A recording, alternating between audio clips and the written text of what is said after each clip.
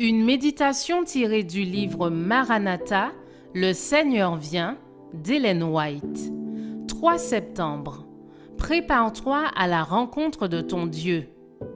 C'est pourquoi je te traiterai de la même manière, Israël. Et puisque je te traiterai de la même manière, prépare-toi à la rencontre de ton Dieu, ô Israël. Amos 4, verset 12. J'ai vu que bien des personnes ne se rendent pas compte de ce qu'elles doivent être afin de pouvoir subsister devant le Seigneur sans souverain sacrificateur dans le sanctuaire pendant le temps de trouble.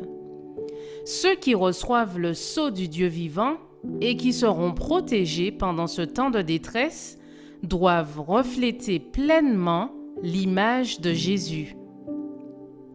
Leurs robes devront être immaculées et leur caractère purifié de toute souillure par le sang de l'aspersion. Par la grâce de Dieu et par des efforts persévérants, ils devront être vainqueurs dans leur guerre contre le mal. Alors que les péchés des croyants repentants sont effacés des registres célestes du sanctuaire, il doit y avoir un travail spécial de purification. Il faut que sur la terre, le peuple de Dieu renonce définitivement au péché. J'ai vu que beaucoup négligeaient la préparation nécessaire. Ils comptaient sur le temps de rafraîchissement et la pluie de l'arrière-saison pour pouvoir subsister au jour du Seigneur et vivre en sa présence. Oh, combien j'en ai vu qui étaient sans abri au temps de détresse. Ils avaient négligé la préparation nécessaire. C'est pourquoi ils ne pouvaient recevoir le rafraîchissement que tous doivent recevoir pour pouvoir vivre à la vue d'un Dieu saint.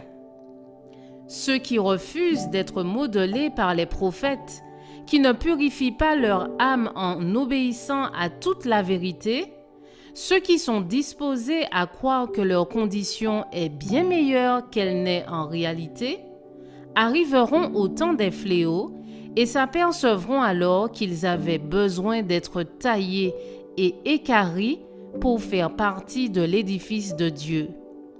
J'ai vu que nul ne pouvait avoir part au rafraîchissement s'il n'avait auparavant obtenu la victoire sur chaque défaut. L'orgueil, l'égoïsme, l'amour du monde, sur chaque parole et action mauvaise.